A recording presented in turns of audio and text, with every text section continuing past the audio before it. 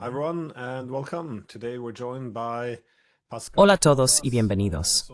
Hoy nos acompaña Pascal Lotaz, profesor asociado en la Universidad de Kioto y también presentador del muy popular Neutrality Studies. Así que supongo que de lo que todo el mundo está hablando estos días es de Alaska. Y pensé, acercándonos a la reunión, que es bastante interesante. Las reacciones son algunas excesivamente entusiastas. Algunos esperaban que Trump tal vez estuviera tendiendo una trampa a Putin. Otros pensaban que Putin engañaría a Trump. Y en Europa, sobre todo, ha habido pánico y miedo. Así que se da esta extraña combinación en la que advierten a Trump, no hagas esto. Y también, ya sabes, lo elogian, qué líder tan maravilloso es, para asegurarse de no quedarse fuera. Quiero decir, ha sido bastante caótico, y creo que de alguna manera pierden de vista las cuestiones más amplias. Así que pensé, sí, empecemos con una pregunta muy abierta. ¿Cómo valoras esta reunión en Alaska? How do you assess this meeting in Alaska?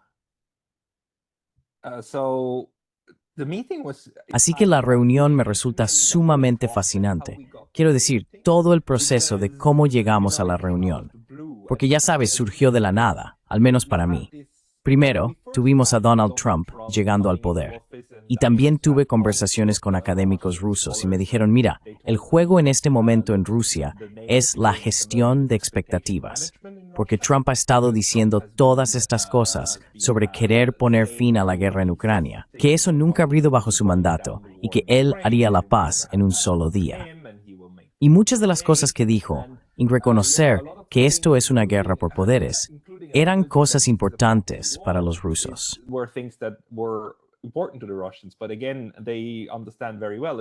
Pero de nuevo, ellos lo entienden muy bien, especialmente Vladimir Putin, que no se trata de un espectáculo de un solo hombre en Estados Unidos, ¿verdad?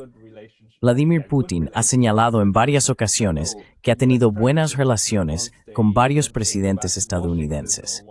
Y una vez que regresan a Washington, o una vez que todos están en casa, de repente la política vuelve a cambiar, ¿verdad? Así que creo que los rusos entienden muy bien que Estados Unidos tiene un proceso político muy complejo. Pero aún así, existía la esperanza de que se pudiera cambiar la situación. Y creo que de hecho, en los últimos 6 meses, los rusos y los estadounidenses juntos lograron cambiar considerablemente las cosas si consideramos dónde estábamos hace un año, en dirección a la desescalada, en realidad.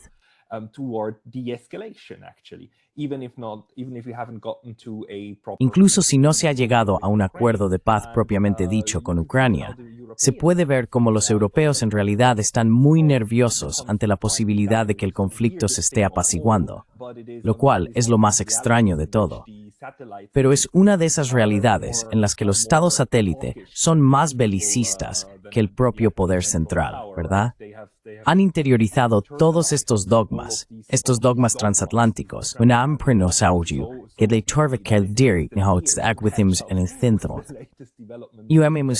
en mi ya sabes,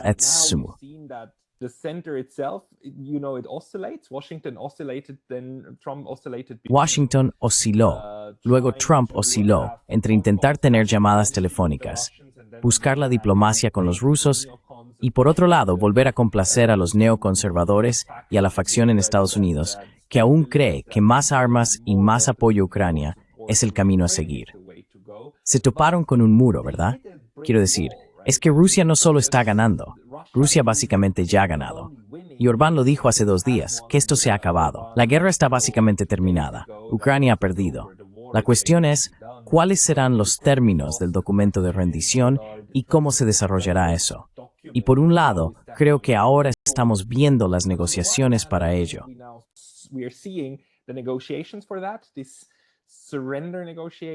Esta negociación de rendición, no rendición, sino las formas de terminar la guerra, porque una de las partes simplemente no puede seguir luchando.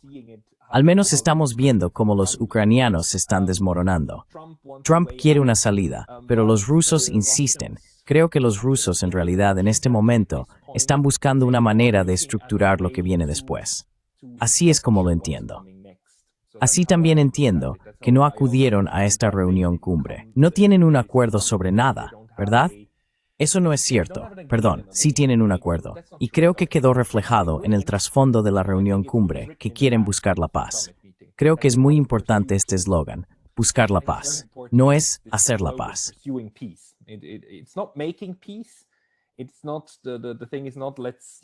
La cuestión no es vamos a firmar un tratado o algo así. La cuestión es tener un proceso que al final conduzca a una estructura mejor. Y de esto es de lo que van los rusos, ¿verdad? Las causas profundas de la guerra y la estructura de seguridad que quieren crear, no solo con Ucrania. Ucrania es solo una pieza del rompecabezas. Se trata de llegar a un entendimiento con los estadounidenses sobre cómo crear una arquitectura de seguridad común que tenga en cuenta las preocupaciones de seguridad de Rusia. Vladimir Putin, en su discurso sobre la cumbre, dijo precisamente eso, ¿no? Dijo que eso es lo que quieren lograr. Y también agradeció a Donald Trump por escuchar y tratar de comprender las causas profundas de este conflicto. Y, ya sabes, Donald Trump a mí me pareció bastante abatido después de la cumbre y creo que realmente no sabía qué decir.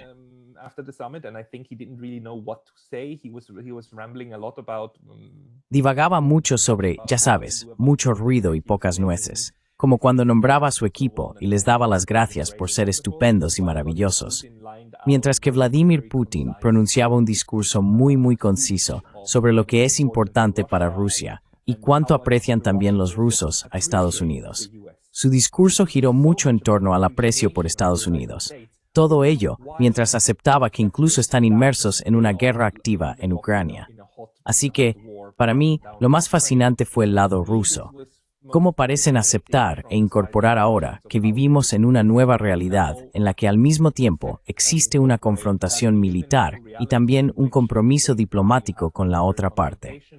Y que hayan llegado a este punto en el que incluso pueden reunirse es para ellos un gran paso adelante, aunque Vladimir Putin diga explícitamente que esto es solo el primer paso.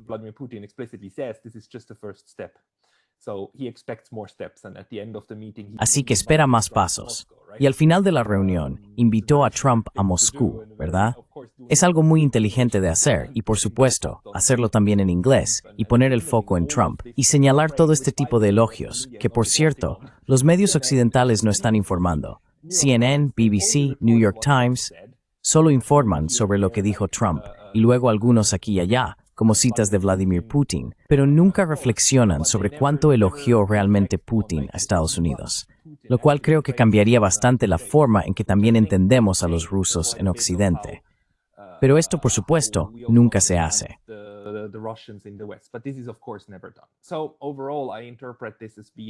En general, interpreto esto como una cumbre bastante significativa, en el sentido de que cambia la forma en que estas dos grandes potencias interactúan ahora entre sí.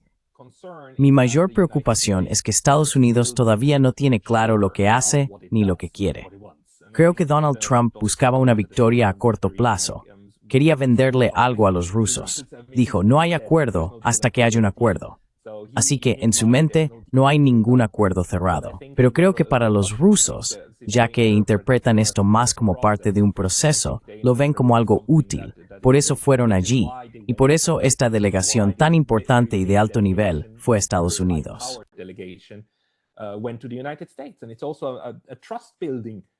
Y también es una medida para generar confianza, en realidad, que los rusos digan, claro, confiamos lo suficiente en vosotros como para ir a Alaska. Y al final, todo salió bien, ¿verdad? De hecho, tuvieron exactamente la reunión que querían tener. Para mí esta es una reunión muy esperanzadora, y creo que es una forma en la que Estados Unidos también intenta entender cómo funcionará el mundo multipolar. Ya no es de arriba a abajo. Ahora hay verdaderos iguales. Verdaderos pares. Durante mucho tiempo, la política exterior estadounidense se ha llevado a cabo de una manera que realmente no reconoce a los iguales. Y creo que ahora sí los tenemos.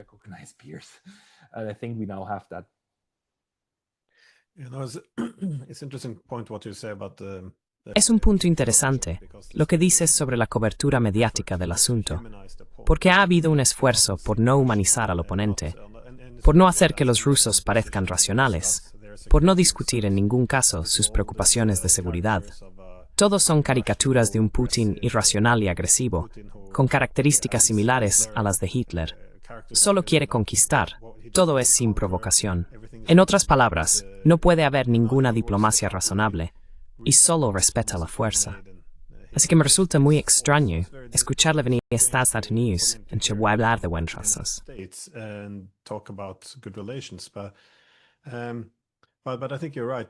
Pero creo que tienes razón. Esta solución rápida que tanto deseaban va en contra de lo que los rusos han estado diciendo, que esto no se trata solo de territorio, ni siquiera es todo sobre Ucrania. Así que la idea de que simplemente se declare un alto el fuego y la guerra termine, ignora que esto es un problema más amplio que se ha ido gestando durante más de 30 años. Sin embargo, en mi opinión, gran parte parece centrarse en cuestiones bilaterales. Reconocen que hay que resolver el tema de Ucrania, pero ya sabes, Putin trajo consigo a personas del mundo económico y empresarial. Todo esto. ¿Qué sentido le ves a esto? Porque también se reunieron en Alaska, que es muy diferente a reunirse en la línea del frente, que es Europa, sino en su frontera común, a solo unos pocos kilómetros de distancia.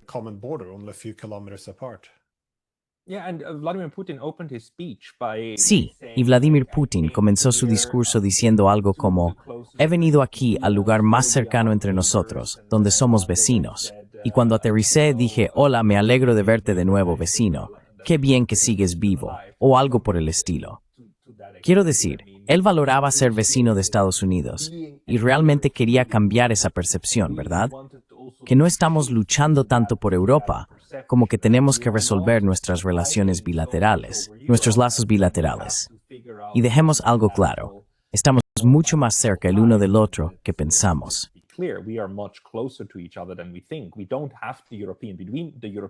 No tenemos a los europeos entre nosotros. Esto también es algo muy inteligente por parte de los rusos, porque es lo único en lo que también están de acuerdo con los estadounidenses. Hay que sacar a los europeos de la ecuación, porque esto es cosa de grandes potencias, y se trata de reavivar su relación. Y a la larga, si reavivas esta relación, también llegarás a una mejor posición más adelante.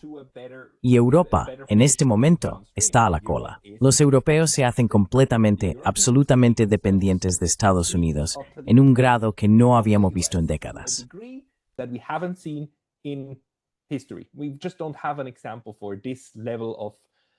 Simplemente no tenemos un ejemplo de este nivel de sumisión y dependencia de una potencia extranjera. Por lo tanto, ahora lo lógico para los rusos, y también para los estadounidenses, es empezar realmente a reparar sus lazos bilaterales y luego averiguar en el proceso cómo reducir esta tensión. Y por supuesto, en el extremo más bajo, o en el más dramático, está la lucha real en Ucrania. Es una lucha desigual, porque por un lado tienes al proxy estadounidense, Ucrania, luchando con hombres y mujeres ucranianos, sangre ucraniana, contra los rusos. Así que los rusos sangran directamente, mientras que Estados Unidos no. Pero esto forma parte de la realidad de cómo Estados Unidos ha aprendido a luchar de manera muy, muy eficiente, ¿verdad?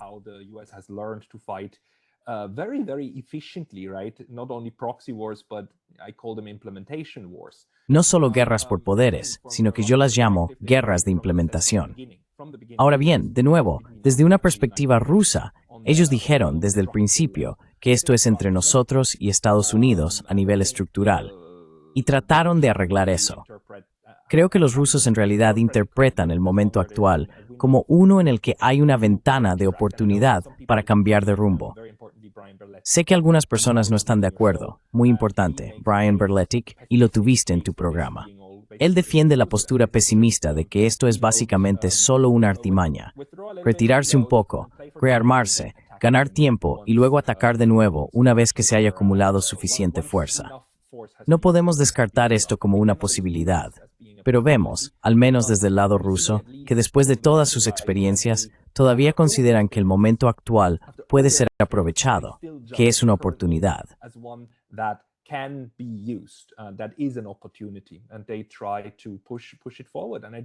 Y tratan de impulsarlo. Y creo que este proceso continuará. Probablemente los estadounidenses estén decepcionados ahora porque no tienen nada muy concreto. Pero por otro lado, creo que había una expectativa de que avanzarían más, porque sí hubo estas delegaciones. Y creo que probablemente habría habido más reuniones si hubieran encontrado más puntos en común. Aparentemente no fue así. Aunque una reunión de 3 horas ya es una cumbre bastante sustancial, no llegaron tan lejos como querían.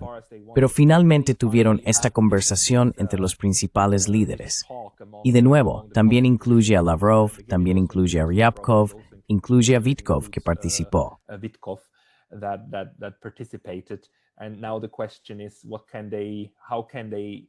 Y ahora la pregunta es, ¿cómo pueden continuar con este impulso? Porque ahora la pelota está realmente en el tejado de Estados Unidos, ¿verdad? Tienen que hablar con los europeos y con la OTAN, y Trump lo dijo claramente. Así que supongo que hubo discusiones sobre los próximos pasos de alto nivel y de marco estructural que se pueden tomar, no sobre la implementación, no sobre lo que se puede hacer sobre el terreno, sino sobre cómo crear más potencial para la desescalada, por poco que sea. Porque de nuevo, los rusos han dejado ahora muy claro que no van a conceder un alto el fuego. Van a seguir tanto la vía militar como la diplomática al mismo tiempo, que es, por supuesto, exactamente lo que los europeos quieren evitar. Pero no tienen nada. Y Estados Unidos, en este momento, parece estar dispuesto a decir, bien, entonces hagámoslo así.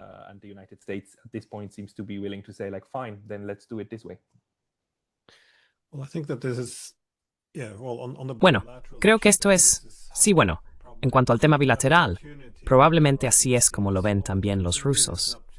De hecho, es una oportunidad también para que Estados Unidos transforme fundamentalmente las relaciones.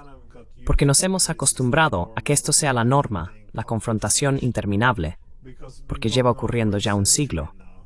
Pero después, Trump hacía estos comentarios de que Rusia es un país enorme, que hay muchas oportunidades para que trabajemos juntos. Así que, en algún momento, deberías empezar a evaluar qué es lo que realmente nos divide.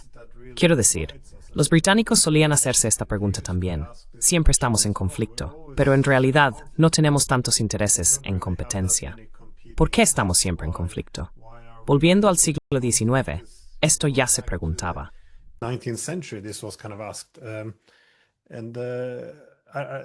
Y creo que ese es el mensaje que los rusos podrían estar intentando transmitir a los estadounidenses. Que en Europa, básicamente, seguimos viviendo sobre los cimientos o reliquias de la Guerra Fría. Es decir, después de la Guerra Fría, volvimos a dividir el continente. Volvimos a militarizar las líneas divisorias. Ahora estamos compitiendo por dónde trazar esas líneas divisorias. Y esto no se va a resolver. Así que tiene más sentido, en lugar de ser tan eurocéntricos, ¿por qué es necesario? Como has dicho, no es necesario.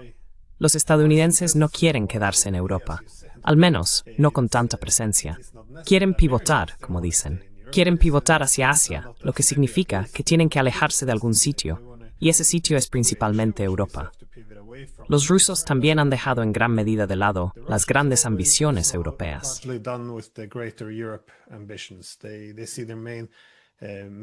Ven sus principales alianzas militares, económicas y políticas orientadas hacia el este, de nuevo, este gran proyecto euroasiático. Así que en cierto modo, tiene sentido que sus relaciones no deban ser rehenes del conflicto que aún continúa en Europa. Pero creo que aún reconocen que esto debe resolverse, porque siempre será una sombra sobre ellos. Solo quiero decir algo rápidamente sobre lo que mencionaste respecto a Berletic, Brian Berletic, porque en parte estoy de acuerdo con su pesimismo. Es decir, creo que los estadounidenses reconocen las realidades multipolares. Reconocen que no pueden enfrentarse a Rusia, China, Irán, todos, a la vez, porque esto está creando la peor pesadilla de Kissinger.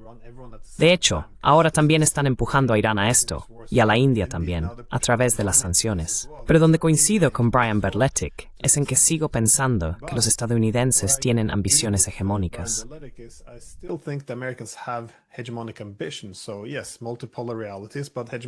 Así que sí, realidades multipolares, pero ambiciones hegemónicas.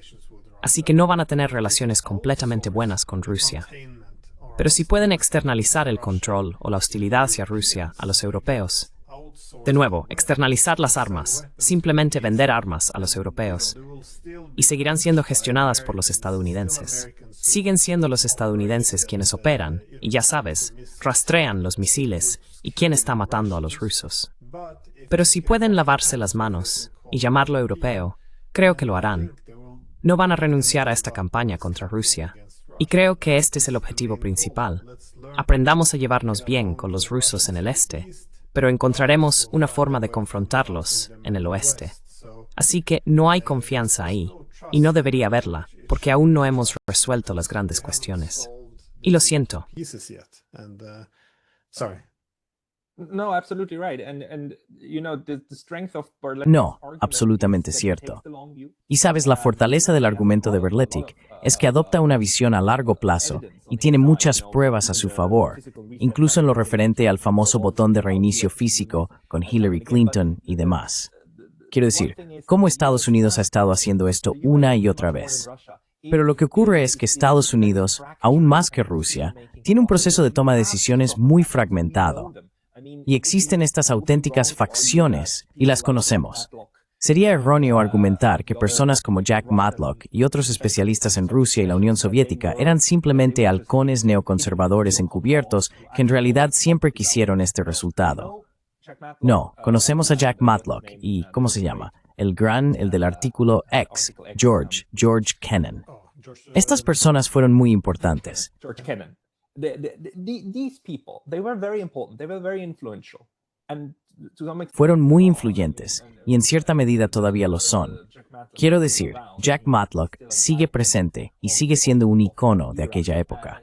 Ellos abogaban por unas mejores relaciones con Rusia y ya en los años 90 decían, no deberíamos expandir la OTAN, esto llevará al conflicto. Esta facción dentro de Estados Unidos simplemente perdió el debate. Desafortunadamente, los partidarios de la contención, desde el 45, han seguido perdiendo el debate una y otra vez. Yo defiendo mucho ese argumento, diciendo que en los años 30, los partidarios de la contención tenían a Estados Unidos. Y hoy en día, a los partidarios de la contención se les llama aislacionistas. No lo eran neutralistas. Decían, tenemos que mantener a Estados Unidos neutral. Perdieron ese debate de forma decisiva en el 41 y el 45 y nunca más lograron contener a Estados Unidos.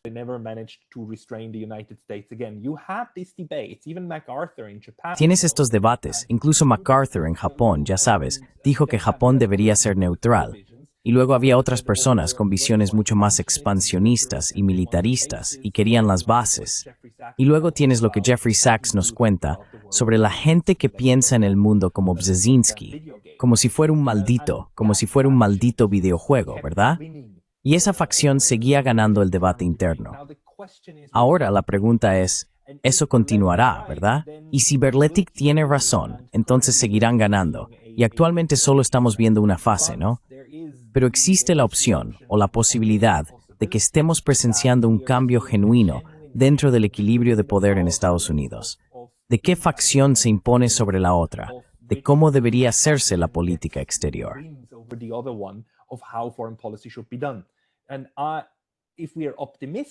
Y si somos optimistas al respecto, entonces diríamos que, bueno, ahora estamos al principio de un cambio genuino allí.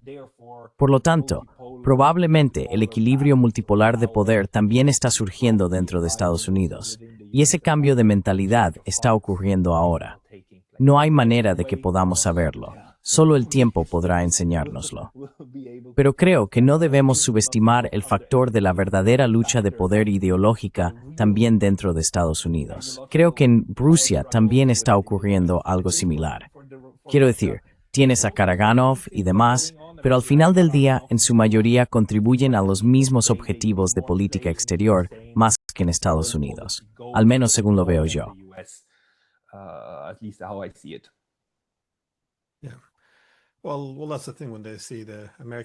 Sí, bueno, ese es el tema. Cuando ven que los estadounidenses siguen matando rusos, por supuesto que hay enfado. Se dan cuenta de que no son amigos, pero también hay que ser pragmáticos. Esto no se ve mucho en Europa. Quiero decir, si hago un comentario aquí, creo que ahora es de interés para Irán conseguir armas nucleares. No significa que lo desee, pero hay que reconocer su situación de seguridad. Pero no hay debate al respecto. Así que creo que esto es lo que se les da bien a los rusos. Dejan esto a un lado. Por supuesto, estamos casi en una guerra directa ahora, pero hay posibilidades, así que vamos a explorarlas. Sin embargo, en la teoría realista, existe la suposición de que los estados son inherentemente maximizadores de seguridad. pursue that the states are inherently security maximizer. They want to maximize their security, not always power. Quieren maximizar su seguridad, no siempre el poder. Pero el poder, por supuesto, es una fuente de seguridad. Expandirás tu poder hasta que estés equilibrado. Y cuando estés equilibrado, entonces cambiarás al tema de la seguridad. En otras palabras, te expandes y te expandes. Pero una vez que te hacen frente, entonces llegas a un acuerdo. De lo contrario, si sigues intentando conseguir más poder, acabarás con menos seguridad. Ahora, creo que aquí es donde podríamos estar, de nuevo, siendo optimistas. Pero la razón por la que no hay confianza, si miras el último año, es que nunca, siempre que la OTAN recibía alguna resistencia de los rusos, se veía como algo temporal, algo que ya sabes podíamos superar. Something temporary, we can overcome this. So, for example, when NATO expanded in the 90s, Por ejemplo, cuando la OTAN se expandió en los años 90, todo el mundo sabía que los rusos iban a reaccionar muy mal. Así que, ya sabes, idearon, bueno, hagamos este acta fundacional OTAN-Rusia en el 97 para tranquilizar a los rusos.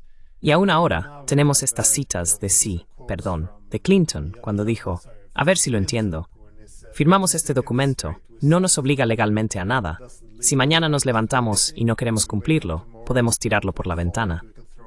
Es como, maravilloso. Esto está en el libro de Sarot. Esto es realmente lo que dice. Así que es lo mismo que el botón de reinicio. it's the same as the reset button. Let's have reset in relations, but already as you shake the hands, you're already... Propongamos un reinicio en las relaciones, pero ya mientras te das la mano, ya estás planeando la próxima traición.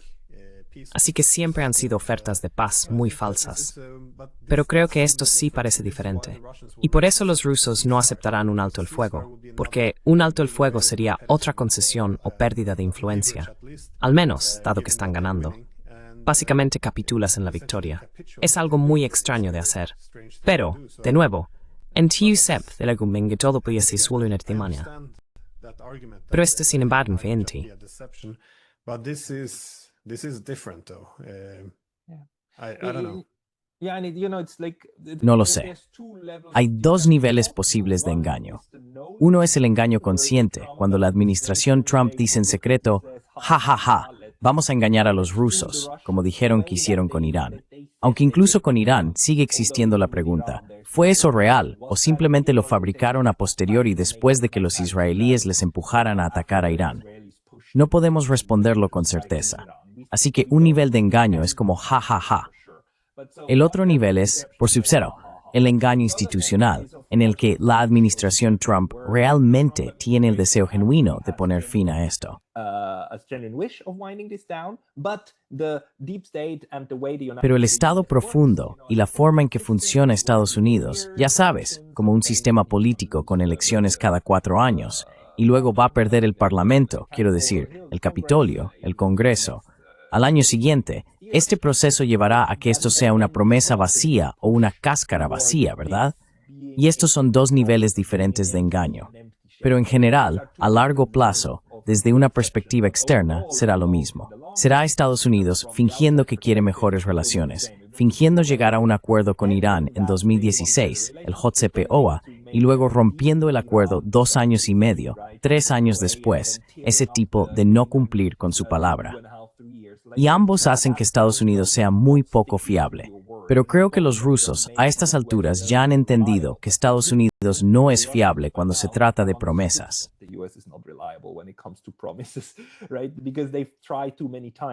Correcto, porque lo han intentado demasiadas veces. Han tenido buenas intenciones demasiadas veces. También en el Consejo de Seguridad con Libia. Exacto. Bien, de acuerdo. No vetemos una zona de exclusión aérea. ¿Y luego qué hace la OTAN? Pues elimina a Libia de una vez por todas, y ya no caen en eso. Así que la diferencia ahora es que hacen ambas cosas. Utilizan el brazo militar, el poder duro, sin cerrar la puerta a la diplomacia. Así que en cierto sentido, hemos vuelto a un mundo del siglo XIX, donde la guerra es la continuación de la diplomacia por otros medios, y la diplomacia es la continuación de la guerra por otros medios, y se persiguen ambas a la vez. Y creo que Rusia se siente relativamente cómoda en eso. No cómoda, lo siento. Rusia ha llegado a la conclusión de que esto es lo que hay y esto es lo que tienen que hacer. Y son capaces de jugar ese juego.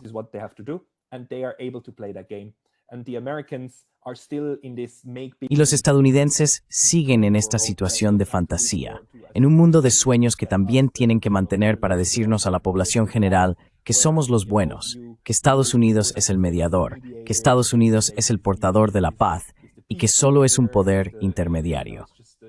Seguimos en este mundo de fantasía, pero poco a poco, incluso Occidente se ve obligado a reconocer que esta no es la realidad.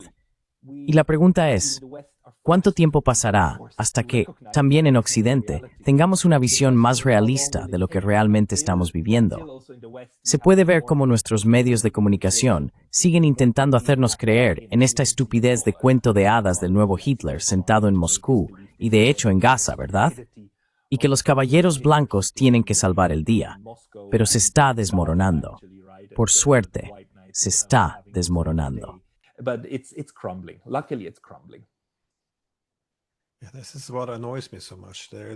Esto es lo que más me molesta. No hay un debate honesto, ni una evaluación sincera. Por ejemplo, el principal eslogan que ves ahora en los medios para denunciar que, bueno, Putin no quiere la paz es, bueno, ya sabes, si quisiera la paz, ¿por qué sigue bombardeando Ucrania? Esto es una prueba concluyente de que no quiere la paz. Pero esta es la única razón por la que hay negociaciones. Si no estuvieran ganando, ¿por qué siquiera consideraríamos sus exigencias? Quiero decir, las exigencias rusas. Y siendo justos con los ucranianos, esto es una exigencia bastante grande, que además resulta humillante en muchos sentidos. Como dijo una vez Arestovich, el asesor de Zelensky en 2019, si queremos unirnos a la OTAN, primero tenemos que derrotar a Rusia. Nuestra adhesión llegará como resultado de una gran guerra.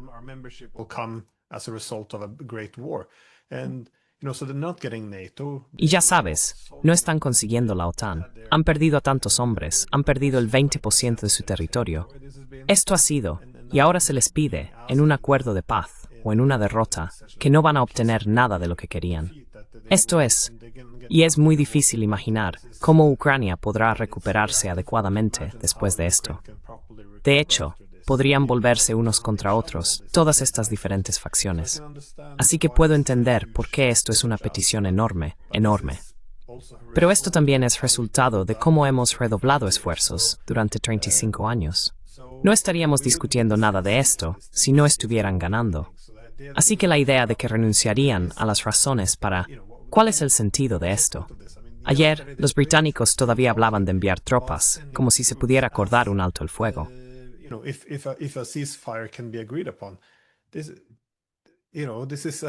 Esto, ya sabes, esto es absurdo. Pero supongo, sí, mi última pregunta para ti, sin embargo, era, Trump hizo un comentario que fue, ya sabes, había un gran tema en el que no pudimos llegar a un acuerdo y no hay trato hasta que el trato esté cerrado. Así que no descartaría que no pudieran llegar a nada. Solo pienso que si tienes 10 o 15 cosas por resolver, no firmas 12 o 13 y dices, vale, hagamos un acuerdo aquí y el resto lo dejamos para después. Parece que quieren ir a por un acuerdo global. Así que no estoy seguro de si no se acordó nada o si solo quedaron algunos temas sin resolver. Pero ¿cuáles crees que son esas grandes cuestiones en las que no pudieron ponerse de acuerdo? ¿Es el tema de la neutralidad? ¿El tema territorial? ¿Cómo lo ves tú?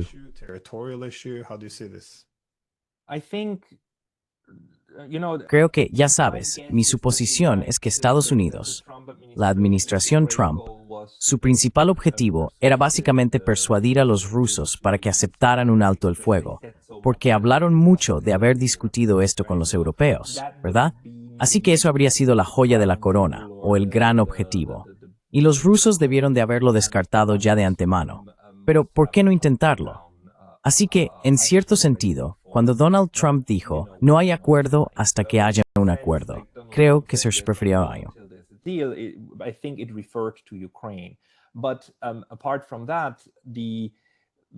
Pero aparte de eso, la situación innegable ahora es que tenemos esta reunión, que tenemos las llamadas telefónicas, que tenemos la diplomacia en marcha, que tenemos a Vladimir Putin elogiando a Estados Unidos, que tenemos a Trump elogiando la relación que están construyendo.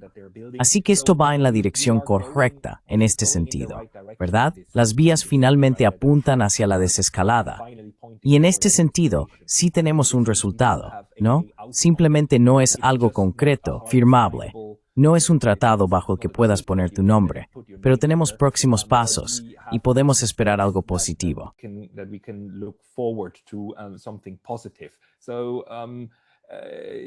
Así que sigo pensando que los estadounidenses están demasiado obsesionados con la idea de que hay que tener una victoria a corto plazo, ¿verdad? Que alguien tiene que ganar, y para que eso ocurra, alguien tiene que perder.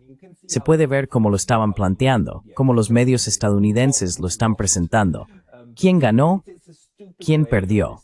Es una forma estúpida de verlo, este juego de suma cero. Los rusos no están jugando a eso, pero creo que lograron que el liderazgo de Estados Unidos y la administración Trump y personas como Wilcoff y demás empezaran a ver las cosas de una manera más matizada, simplemente como negociaciones comerciales. En este sentido, Donald Trump lo racionaliza como una negociación para llegar a un acuerdo. Entiende que aún no ha terminado.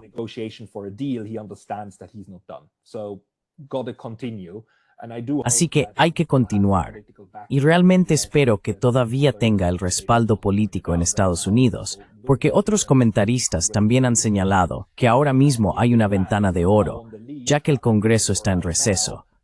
Y Lindsey Graham está de alguna manera controlado, al menos por ahora, porque también está amenazado en su estado natal de cara a la reelección. Así que en este momento, la facción neoconservadora es históricamente débil. Él necesita aprovechar esto de cara al futuro. La pregunta es, ¿será lo suficientemente rápido? Sí, y quizá un último apunte por mi parte. Al final de la Primera Guerra Mundial, como sabes, uno de los mayores cambios en el mapa europeo fue, por supuesto, el Imperio Austrohúngaro, que definitivamente desapareció en todas sus formas anteriores tras la Segunda Guerra Mundial.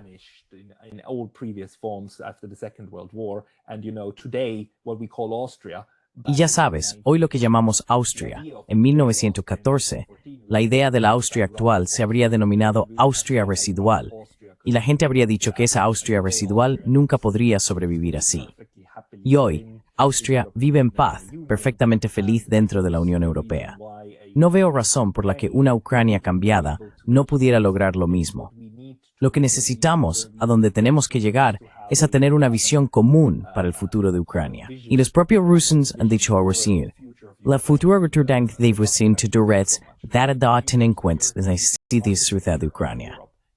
To also take into consideration the security needs of Ukraine. We are not at the point where the Russians want to eradicate Ukraine. No estamos en el punto en el que los rusos quieran erradicar Ucrania. Nunca quisieron eso. Todavía no lo quieren. Y el futuro de Ucrania, cómo será Ucrania en las próximas décadas, aún no está decidido. Podemos ver que Kiev, obviamente, tiene una opinión muy diferente sobre cómo debería ser, pero las realidades del campo de batalla son muy difíciles de revertir. Es casi imposible deshacer en las negociaciones lo que se ha establecido en el campo de batalla, así que las negociaciones realmente difíciles aún están por llegar.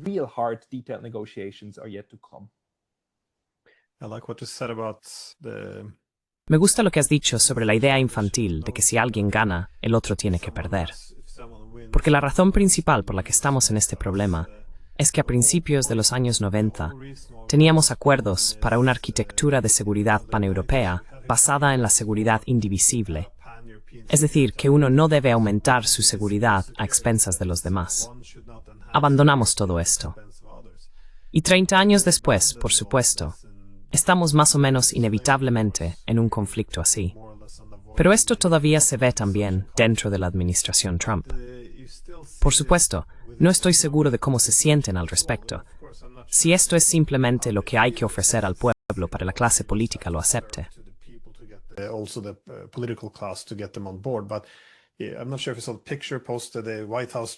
Pero no estoy seguro de si viste la foto que la Casa Blanca eligió publicar, donde aparece Trump de pie, un poco inclinado sobre Putin, con un dedo en el pecho, como si fuera el macho alfa poniendo a los rusos en su sitio. Quiero decir, esta idea de que la paz y la diplomacia implican que los demás se sometan a nosotros va un poco en contra del principio de mejorar realmente la seguridad mutua, teniendo en cuenta a ambas partes. Pero no es solo con los rusos. Hacen lo mismo con México, Canadá. Trump tiene un discurso en el que dice, oye, cuando le decimos a México lo que tiene que hacer, lo hace. Cuando le decimos a Canadá lo que tiene que hacer, lo hace. Mexico what to do, they do it. When tell Canada what to do, they do it. And they're very happy. Everyone, Trump's words, everyone came. Y están muy contentos. En palabras de Trump, todos vinieron a besarle el culo con los aranceles. Que tengas a todo el mundo haciendo cola por ti. Que eso sea diplomacia. Creo que, como decías al principio, la entrada en el mundo multipolar es un proceso de aprendizaje. Cómo se trata con otros países, especialmente las grandes potencias, China, Rusia, como iguales. Pero de nuevo, por eso creo que la diplomacia tiene que ser un proceso largo, porque tenemos que desaprender algunas cosas de los últimos 30 años y reconsiderar. Y sí, creo que pensar que todo esto se resolvería en unas pocas horas en Alaska fue probablemente un poco demasiado optimista. Así que, en fin, Pascal, muchísimas gracias. Anyways, Pascal, thank you so much. Gracias, Glenn.